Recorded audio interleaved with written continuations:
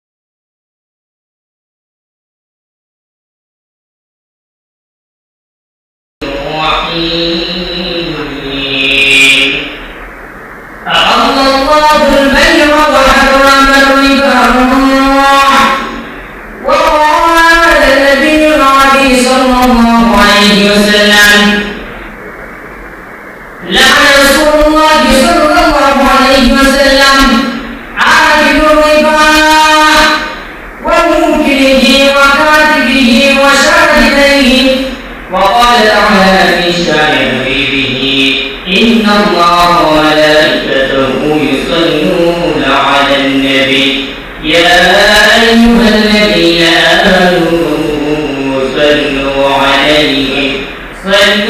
عليه وسلموا تسليما اللهم صل على محمد النبي الأمي وعلى آله وصحبه وبارك وسلم تسليما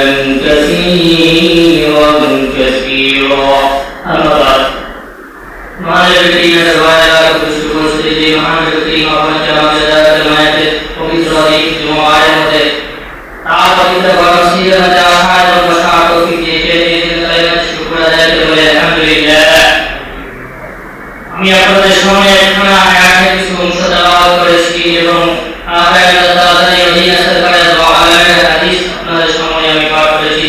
আল্লাহ রাব্বুল আলামিন যে কোরআন আমাকে তৌফিক দান করেন তাহলে কোরআন এবং হাদিসের সামনে কিছু আলোচনা করার চেষ্টা করব ওয়া তৌফিক ইল্লা বিল্লাহ। আমি আপনাদের সামনে যে আয়াতটা তেলাওয়াত করেছি এই তেলাওয়াতে ইনশাআল্লাহ রাব্বুল আলামিন বলেন আল্লাহুল বাই'আ ওয়া হারামাল রিবা। আল্লাহ এর সামনে হালাল করেছেন, রিবাকে করেছেন, আর আপনারা শুরুতে করেছেন হারাম। তাহলে আমরা সুদ খাই বলে এটা জানতে হবে। সুদ সম্পর্কে বয়ান অনেক আছে, আমরা শুনি, কিন্তু আমাদের নিয়ম সুদ সম্পর্কে বয়ান হয়, ঘুষ সম্পর্কে বয়ান হয়, কিন্তু আমাদের নিয়মে আমাদেরকে বয়ান শুনতে হবে। আল্লাহ রাব্বুল আলামিন আমাদের এই তৌফিক দান করেন। রব্বুল আলামিন সুদ কি? অর্থাৎ কারো কাছ থেকে আপনি ঋণ নিয়েছি, ধরেন তো আপনি 100 টাকা একজনের কাছ থেকে ঋণ নিয়েছেন, উনি যে কাছ থেকে ঋণ নিয়েছেন উনি বলল আপনি আমাকে 110 টাকা দিবেন, অর্থাৎ 10 টাকা অতিরিক্ত দিবেন। এই অতিরিক্ত যেটা সেটা হলো সুদ। সুদের অনেক ভয়াবহতা আছে। সুদ সম্পর্কে যদি বয়ান করা যায়, শুধু সুদের হাদিস এবং আয়াতকে সামনে রেখে, শুধু হাদিস এবং আয়াতকে শুধু আপনাদের সামনে তেলাওয়াত করি আর অনুবাদ করি, পুরো এক মাসের প্রয়োজন। তারপর আমি সময়ের সংক্ষিপ্ত কিছু আলোচনা করার চেষ্টা করবো। আমার তৌফিক ইল্লা বিল্লাহ। আল্লাহ রাব্বুল আলামিন কি বলেন? আল্লাহ রাব্বুল আলামিন বলেন আল্লাযীনা ইয়াকুলুনা রিবা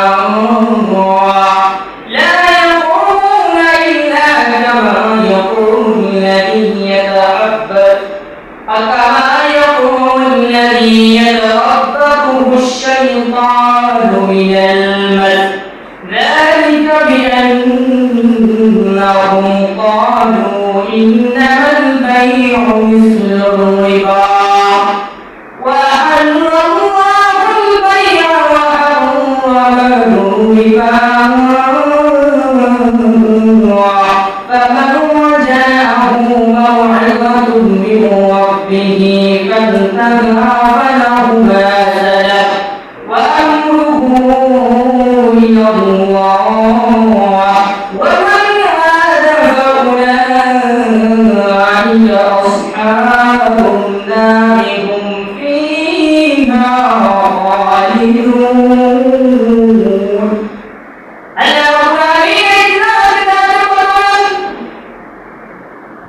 الذين يأكلون الربا لا يقومون إلا كما يقوم الذي يتخبطه الشيطان من المس.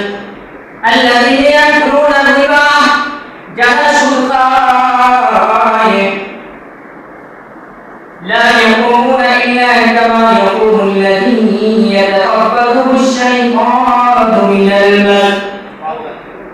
যারা সুদ খায় তারা কিয়ামতের ময়দানে এমন ভাবে দাঁড়াবে এমন ভাবে উঠবে যেমন শয়তান তাকে স্পর্শ করে কাপড় বানিয়ে দিয়েছে।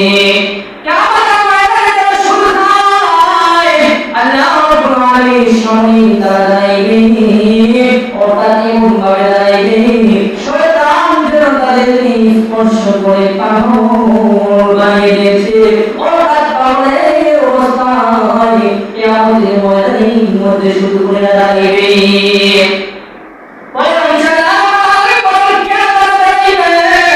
ذلك بأنهم قالوا إنما البيع مثل الربا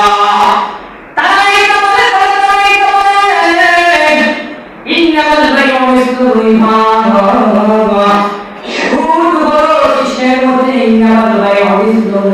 সুদ যেমন রিবা যেমন অর্থাৎ ব্যবসা যেভাবে হারাম সুদও তেমন ভাবে হারাম। তারা এই ধরনের করবে এর জন্য তাদের নিয়ে অবস্থা হবে। আল্লাহ রাব্বুল আলামিন বলেন আহাল্লাল্লাহুল বাই'a ওয়া হারামাল রিবা।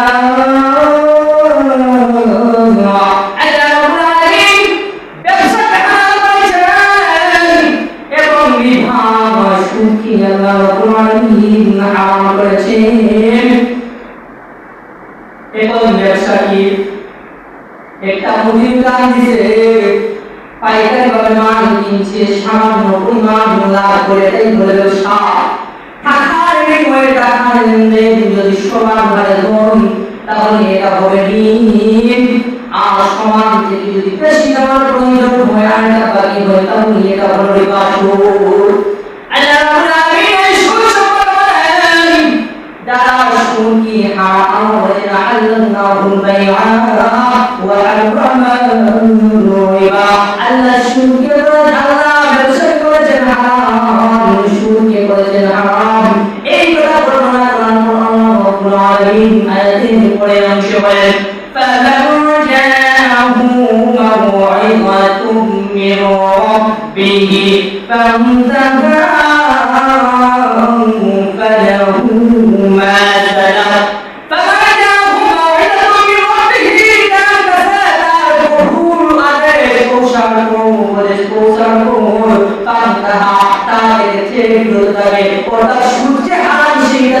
আল্লাহ রাব্বুল আলামিন বলার পর সে তা শুনেছে, শোনার পরে যদি তার থেকে সে বিরত থাকে আল্লাহ রাব্বুল আলামিন বলেন ফালাহু মা সালাফ, অতীতে যা করেছে তা তার জন্য অর্থাৎ আল্লাহ রাব্বুল আলামিন তার অতীতের উপর মাফ করে দিবেন। ওয়াইনুহু ইলাল্লাহ, অর্থাৎ অতীতে সুদ খেয়েছে এইটার ব্যবস্থা কে করবেন? আল্লাহ রাব্বুল আলামিন এইটার ব্যবস্থা করবেন। চাইলে তাকে মাফ করে দিতে পারেন, আবার চাইলে তাকে শাস্তিও দিতে পারেন। আয়াতের পরে আল্লাহ রাব্বুল আলামিন বলেন ওয়া মান আ'াদা ফাউলাইকা আসহাবুন নারি হুম ফিহা খালিদুন।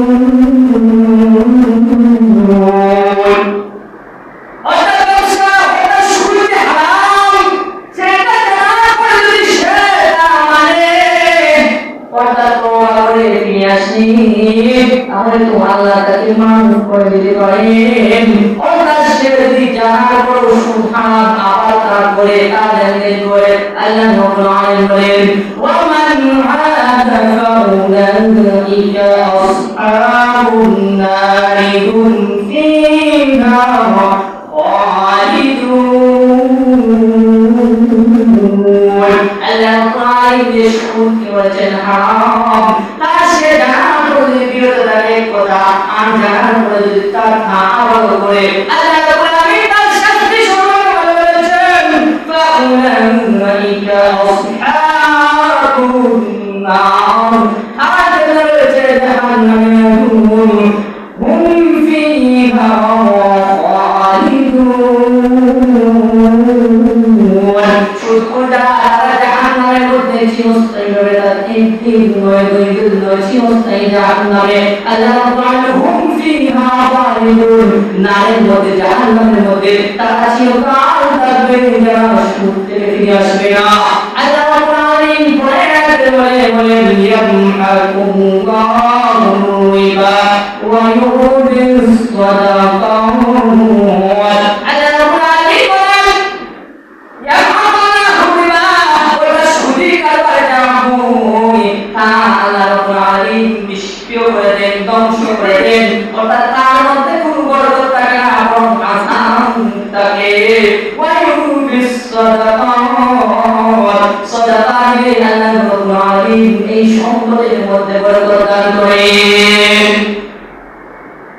কবির জন্য আল্লাকা যিবুন ইনদাল্লাহ বাইনাকা আনতা ওয়া বাইনাল্লাহ হাল্লাকা সাদাকাতুন তাখফা লা ইয়া'লামুহা ইল্লাল্লাহ হাল্লাকা যিবুন ইনদাল্লাহ বাইনাকা আনতা ওয়া বাইনাল্লাহ হাল্লাকা সাদাকাতুন তাখফা লা ইয়া'লামুহা ইল্লাল্লাহ। বলেন হাল্লাকা যিবুন ইনদাল্লাহ তোমার কি অনুভব কেমন আছে যা আল্লাহ তাআলা কেউ জানে না।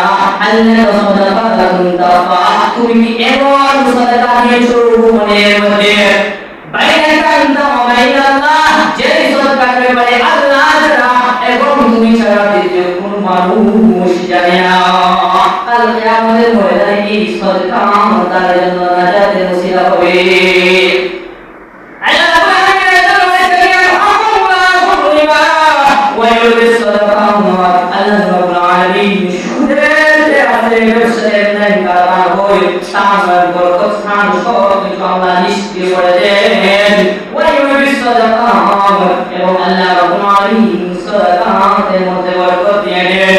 ওয়াল্লাহু লা ইউহিব্বু কুল্লা কাফফারিন আসীম। আল্লাহ রাব্বুল আলামিন অবিরত কাফেরদেরকে কি বলেন না অবসন্ন করেন না। এই আয়াতের প্রশংসা আল্লাহ করেছেন ইন্নাল্লাযীনা আমানু ওয়া আমিলুস সালিহাত নিশ্চয় যারা ঈমান এনেছে এবং নেক কাজ করেছে ওয়া আকামুস সালাত এবং সালাত কায়েম করেছে ওয়া আতাউয যাকাত যাকাত আদায় করেছে লাহুম আজরুহুম ইনদা রাব্বিহিম লাহুম আজরুহুম ইনদা রাব্বিহিম লাহুম আজরুহুম ইনদা রাব্বিহিম তাদের জন্য রয়েছে আল্লাহ রাব্বুল আলামিন কাছে উত্তম আজর প্রতিদান ওয়ালা খাউফুন আলাইহিম ওয়ালা হুম ইয়াহজানুন।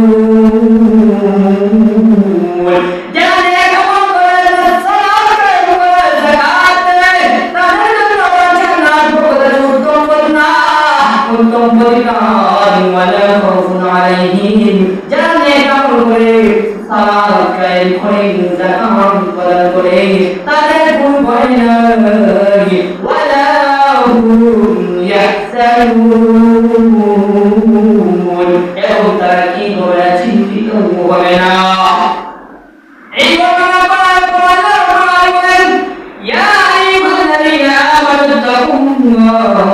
হে আমার উত্তরে বান্দাগণ ওয়াজারু মা বাকিয়া রিবা ইন কুনতুম মুমিনিন।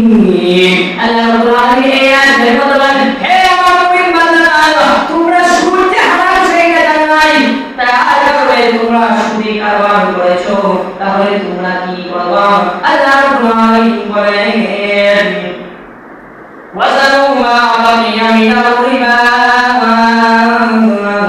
সুদের যে অবশিষ্ট অংশ অর্থাৎ সুদি কারবার, তুমি বলেছো আমাকে এত টাকা পরিশোধ করতে হবে, 100 টাকা নেওয়ার পরে 110 টাকা পরিশোধ করতে হবে, অর্থাৎ এই 10 টাকা যে অতিরিক্ত, এই অতিরিক্ত টাকা তুমি ছেড়ে দাও, তাহলে যদি তুমি মুমিন হয়ে থাকো, এই অতিরিক্ত অংশ তুমি সুদের টাকা ছেড়ে দাও। আল্লাহ রাব্বুল আলামিন পরে আয়াতের মধ্যে বলেন, ফাইন লাম তাফআলু, যদি তুমি তা না করে যদি তোমরা তা না করো, অর্থাৎ সুদি কারবার করে ফেলেছো, অতিরিক্ত টাকা যেটা আছে তোমার মূল টাকা দেবে, এই টাকা সম্পদ যদি তুমি না ছাড়ো, যদি তুমি তা না করো, ফাজানু বিহারবিন মিনাল্লাহি ওয়া রাসূলি, তাহলে তুমি জানিয়ে ঘোষণা নিয়ে নাও, তোমার যুদ্ধ কার সাথে? আল্লাহ আর তার রাসূলের সাথে। নাউযুবিল্লাহ, যে সুদ খায় তার যুদ্ধ কার সাথে? আল্লাহ রাব্বুল আলামিন জানিয়ে দিয়েছেন, বান্দারে তুমি সুদ খাইতেছো, তুমি জানিয়া তোমার যুদ্ধের কথা শুনে আল্লাহ কার সাথে যুদ্ধ করবা? আল্লাহ এবং তার রাসূলের সাথে। নাউযুবিল্লাহ।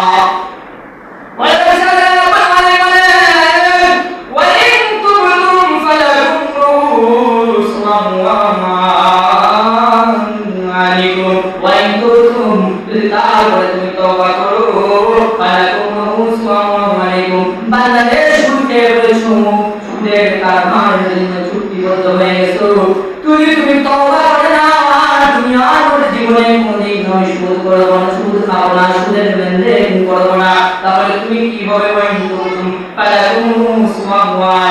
তাহলে তোমার যে সম্পদ আছে ওটা যে লেনদেন করেছো, এই লেনদেনের অতিরিক্ত অংশ তুমি পাইবা না, সাইডে থাকতেই হবে। মূল যেটা সম্পদ দিয়েছে সুদ ছাড়া এটা তুমি পাইবে, অর্থাৎ মূলধন তুমি পাইবে। একটা যদি ভাগ হয়ে কি হবে? লা তাজলিমুন ওয়ালা তুজলামুন, যদি তুমি এইটা চুক্তি করো, অর্থাৎ সুদের কারবার করে ফেলেছি না জানার কারণে, তাহলে যে মূল সম্পদ আছে এই মূল সম্পদ যদি তুমি পাও, তাহলে তোমার নয়, তুমি তার প্রতি যার কাছে সুদের লেনদেন করেছো, নিয়ে যে সুদের বিনিময়ে, এইটা করার কারণে তুমি জালিম হইবে না, তোমার তাদের কাছে জালিম হইবে না, এবং তাদের পক্ষ থেকে তোমরা বঞ্চিত হইবে না, তারাও তোমাদেরকে কি করবে না, জুলুম করবে না। যে উল্টা দমটা তুমি দিয়েছো, এই দমটা তুমি দিয়ে গেলা, আর তাকে অতিরিক্ত দিতে বলো না, তাহলে তুমিও বাঁচলা, সেও বাঁচলো। আল্লাহ বর্ণনা করেছেন কি করেন? সুদের যে সুদ খায় সে আল্লাহর সাথে যুদ্ধ করে, রাসূলের সাথে যুদ্ধ। নাউযুবিল্লাহ, আল্লাহ ঘোষণা দিয়েছেন, রাসূল ঘোষণা দিয়েছেন, আল্লাহ তার রাসূল বলেছে যে সুদ খাবে হাকি আল্লাহ রাসূলের সাথে আল্লাহর সাথে যুদ্ধ ঘোষণা। নাউযুবিল্লাহ। এখন যে সুদ খায় তারপরে হাদিসে কি আছে? আল্লাহ রাসূল সাল্লাল্লাহু আলাইহি ওয়াসাল্লাম বলেন, লা রাসূলুল্লাহ সাল্লাল্লাহু আলাইহি ওয়াসাল্লাম, আল্লাহ রাসূল সাল্লাল্লাহু আলাইহি ওয়াসাল্লাম লানত দিয়েছেন, অভিশাপ দিয়েছেন, আখির রিবা ও মুকিরি ওয়া মুকিরাহু ওয়া কাতিবাহু ওয়া শাহিদাই, যে সুদ খায়, যে সুদের টাকা আনে, যে সুদের কারবার লেখে, যে সুদের সাক্ষী হয়, তার জন্য বলেছেন রাসূল লানত করেছেন। নাউযুবিল্লাহ। এখন সুদের শাস্তি, সুদের শাস্তি কি? রাসূলুল্লাহ সাল্লাল্লাহু আলাইহি ওয়াসাল্লাম বলেন, একদিন হযরত আবু সাঈদ খুদরি বলেন, তো একটা রাসূলুল্লাহ সাল্লাল্লাহু আলাইহি ওয়াসাল্লাম একটা স্বপ্নে দেখলেন, স্বপ্নের মধ্যে উনি দেখলেন যে একজন লোক, উনি রাসূলুল্লাহ সাল্লাল্লাহু আলাইহি ওয়াসাল্লাম হাইটা রেখেছেন আরেকটা নদীর মতো, এটা রক্তের নদী, এই নদীর মধ্যে একজন লোক সাঁতরাই গেছে, সাঁতরে নদীর ধারে উঠবে, আবার ফেরেশতা তার মুখের মধ্যে পাথর, বাদ মনে করেন যেহেতু সে আবার নদীর মাঝখানে চলে গেছে, আবার আসতেছে, আবার বাদ মারছে। রাসূলুল্লাহ সাল্লাল্লাহু আলাইহি ওয়াসাল্লাম জিজ্ঞেস করলেন এই ব্যক্তিটিকে, তারা বলল এই ব্যক্তি হলো সেই ব্যক্তি যে সুদ খেয়েছে। নাউযুবিল্লাহ। তার শাস্তি এমন হবে এবং তার আগে শাস্তি হবে। সুদের সর্বনিম্ন গুনাহ হলো আপন মায়ের সাথে জিনা। নাউযুবিল্লাহ। কোন সন্তান সে মুসলমান হোক কাফির হোক, যে কোন ধর্মের হোক, এটা সে কল্পনা করতে পারে, কল্পনা করতে পারে না। আরেকটা গুনাহ কি? একটা কাজে একটি হামলি সুদ খাইলো 36টা জিনার গুনাহ তার আমলনামার মধ্যে দেওয়া হবে। নাউযুবিল্লাহ। এত শাস্তি সুদের পরে শাস্তি, এটা ফরমান। একবার বিলাল রাদিয়াল্লাহু তাআলা আসেন আল্লাহর রাসূল সাল্লাল্লাহু আলাইহি ওয়াসাল্লাম কাছে গেলে এক খেজুর কিছু দিলেন, বলেন এই না, এই খেজুর তুমি কোথা থেকে পেয়েছো? তিনি বলেন আমার কাছে 2 টা খেজুর ছিল, একটু কমা, আমি এই 2 টা খেজুর এর বিনিময়ে একটা খেজুর আমি কি করছি, 12 খেজুর আছে। বলে এটা তো সুদ হয়ে গেছে, তুমি এখন বিক্রি করবা, বিক্রি করে আবার নতুন ভাবে ক্রয় করবা। এখন বুঝে সুদ কি। এখন আরেকটা মাসলা হলো জমি বন্ধক। জমি বন্ধক, একজনের জমি দিছে 50,000 টাকা, তাকে কি আমরা বলি জমি আপনাদের বন্ধক দিল ঋণ হিসাবে। কি এই যে আপনি বন্ধক জমি চেক করতেছেন না, আপনি তো রোপণ করতেছেন, আপনি কৃষি কাজ করতেছেন, এই কাজ এই যে কৃষি আপনি ক্ষেত তুললেন, ধান তুললেন, চাল তুললেন, এগুলো কিসের বিনিময়ে দিলেন? এই তো টাকার বিনিময়ে না, টাকার বিনিময়ে হইতেছে জান্নাতুল ফারহা সামান্য উপকার যদি হয় এই টাকা থেকে, তাহলে সেটা রিবা হবে, সুদ হবে। এখন এই সুদ খাইছে পয়সা দেন, অনেকে জানে তাও করতে জানেও, বলে না এটা কি নয়, সুদ এটা তো সুদ। ওনাদের যদি আপনার কাছে টাকা নেই, টাকা তো নিয়েছে, টাকা কি নেই নাই, টাকা নিয়েছে কিন্তু বিনিময়ে আপনি তার জমি থেকে একটু বদল করতেছে। আবার এই টাকা কিন্তু অসমানি কম দেবে না সমানই দেবে, যত নিয়েছে ততই তো দিবে, কিন্তু অতিরিক্ত জানতে চাইলে যেটা সেটা সুদ। এখন আপনি সুদ টাকা থেকে বাঁচতে হলে কি করতে হবে? তাকে সমমূল্য পরিমাণ চাল বা দান দিতে হবে। তাহলে কি করতে হবে? দান বা চাল দিতে হবে, তাহলে আপনি সুদ থেকে বাঁচতে পারবেন। এই কত বড় গুনাহ সুদ। যে সুদ খায় তার নামাজ রোজা কিছু আল্লাহর দরবারে কবুল হয় না। সে হুজুরকে খাওয়াইলেও না। এবং হুজুর যদি কোনো হুজুর এসে মসজিদে বলে গেল হুজুর মসজিদে যারা ইমামতি করে ওনারা তো প্রতি করে খাইতে হবে, তাহলে ওনাদের হুকুম কিছু দূরে করে যদি বলে ওনাদের হুকুম কি? আরে ওনাদের হুকুম কি? একটা মৃত্যু কারো যদি পিতা থাকে আর মৃত্যু সেই পাওয়া খাওয়াকে তাদের জন্য কি আছে, জায়গা আছে, এটা সাময়িক করবে। এখন হুজুর না খেয়ে পড়ে যাবে, এই জন্য হুজুরে যে খাইতেছে, হুজুর এই জন্য হুজুরে কুসর হিসাবে খাইতেছে, ওনাদের তো জায়গা না, যে খাওয়াইতেছে সুদখোর, যে সুদ খায় সে খারাপ খাবার খাওয়াইছে, সে গুনাহগার হবে, সে গুনাহগার হবে। এই জন্য আমাদেরকে সুদ থেকে বাঁচতে হবে, সুদ থেকে বাঁচতে হবে। সুদ থেকে নামাজ রোজা কোনো কিছু কবুল হবে, আপনার ইবাদত করলে কোনো কিছু কবুল হবে। আচ্ছা একদম সুদ হয়ে গেছে, এবং কি হয় সুদ হয়। এবং সে যদি জিজ্ঞেস করে তার স্ত্রী আমি যে গুনাহ বা আমি গ্রহণ করবা, স্ত্রী গ্রহণ করবে না, সন্তান গ্রহণ করবে না, তাহলে এই সুদ কাজে কি হবে? এই জন্য আমাদের কি করতে হবে? কেউ যদি এরকম কোনো কাজের সাথে জড়িত হয়ে থাকে, আল্লাহ পাকের কাছে তওবা করব, খালিস নিয়তে আর সুদ করব আমি করব না। এদের হুকুম কি আল্লাহ কোরআনে বর্ণনা করে দিয়েছেন না? তো সুদে দিয়ে করছে, তো কি করবে? মূল যে টাকা আছে এই টাকা আমি আর অতিরিক্ত যেটা সেটা বাদ দিয়ে দেব, তাহলে আল্লাহ তাকে মাফ করবে। এই জন্য আমাদেরকে সুদ থেকে ঘুষ থেকে বাঁচতে হবে। আল্লাহ এই তৌফিক আমাদেরকে দান করুন। আমিন। আমরা কোনদিন হারাম খাবার খাইব না, হারামের ধারে কাছেও যাইব না। আল্লাহ রাব্বুল আলামিন যেন আমাদেরকে এই তৌফিক দান করেন। আমিন। ওয়া আখিরু দাওয়ানা আলহামদুলিল্লাহি রাব্বিল আলামিন। আসসালামু আলাইকুম ওয়া রাহমাতুল্লাহি ওয়া বারাকাতুহু।